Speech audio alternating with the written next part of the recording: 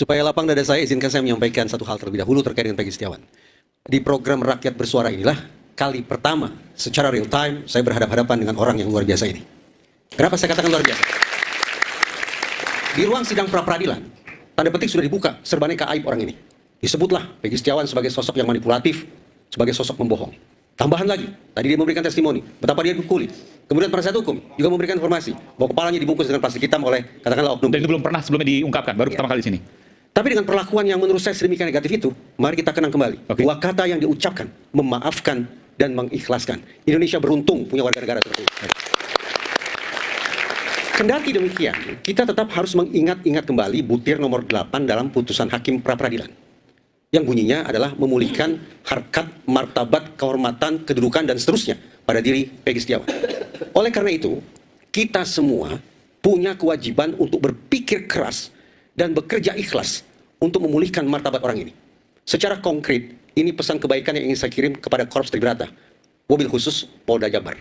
Pesan kebaikan, bahwa tanpa harus menunggu ada mekanisme hukum formal apapun, betapa indahnya seandainya Polda Jabar menyambangi atau bersilaturahim ke keluarga Peggy Setiawan, menyampaikan permintaan maaf, dan memberikan, sebutlah, uang kepedulian atau uang kemanusiaan untuk keluarga yang pernah ditimpa kemalangan ini. Itu poin pertama. Poin yang kedua, saya acap kali mengkritisi kasus Cirebon ini sebagai contoh pengungkapan yang terlalu mengandalkan pada mencari keterangan.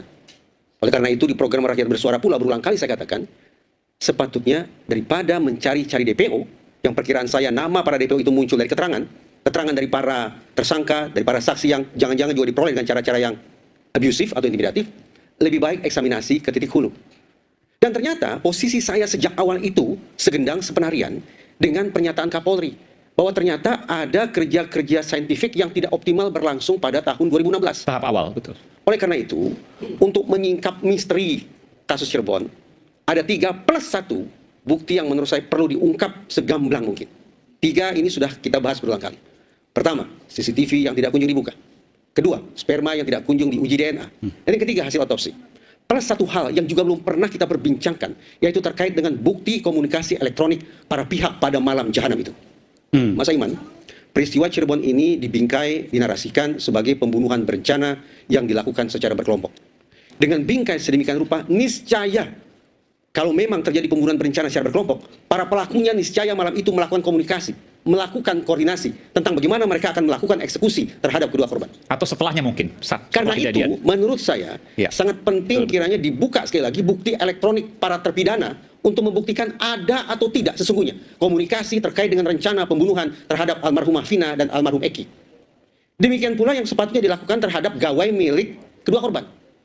Saya bayangkan almarhum dan almarhumah ini sebagai dua sosok remaja yang sehat, yang aktif, yang punya banyak teman, yang sedang menikmati komunikasi via piranti teknologi. Apa yang terjadi pada malam itu sangat mungkin terpotret dari komunikasi mereka via gawai. Intinya, siapa dengan siapa, terkait apa, jam berapa komunikasi itu dilakukan. Saya ingin bertanya pada Anda. Saya ingin bertanya langsung pada Anda, mungkin ada pertanyaan yang mungkin Anda boleh jawab, boleh tidak. Kalau saya menyimpulkan dari apa yang Anda sampaikan, artinya Anda besar kemungkinan berseberangan dengan 3 hasil peradilan terhadap 8 terpidana itu. Izinkan saya untuk memilih kosakata yang berbeda. Saya tetap bertanya-tanya. Kalaulah ini disebut sebagai pembunuhan, siapa sesungguhnya pembunuh terhadap kedua korban itu? Ini baru terjawab menurut saya, sekali lagi, hanya ketika bukti komunikasi elektronik para terpidana, dulu tersangka dibuka, dan bukti komunikasi elektronik kedua korban juga dibuka. Firasat saya mengatakan, firasat, bahwa boleh jadi pihak kepolisian sesungguhnya sudah memiliki bukti yang rinci serinci-rincinya tentang komunikasi elektronik para pihak tersebut. Tapi di mana posisi barang bukti itu yang masih menjadi pertanyaan. Sehingga firasat pula saya memperkirakan sekiranya barang bukti elektronik itu dibuka, semuanya dibuka, tidak tertutup kemungkinan simpulan kita tentang kasus Cirebon akan berbalik 180 derajat, termasuk nasib para terpidana. Artinya kemungkinan bebas. Kemungkinan mereka akan berubah status dari terpidana seumur hidup akan menjadi manusia merdeka. 8 terpidana itu? Perkiraan saya demikian kalau bukti elektronik itu dibuka semuanya. Luar biasa. Kita kembali saat lagi tetap bersama kami di Rakyat Bersuara.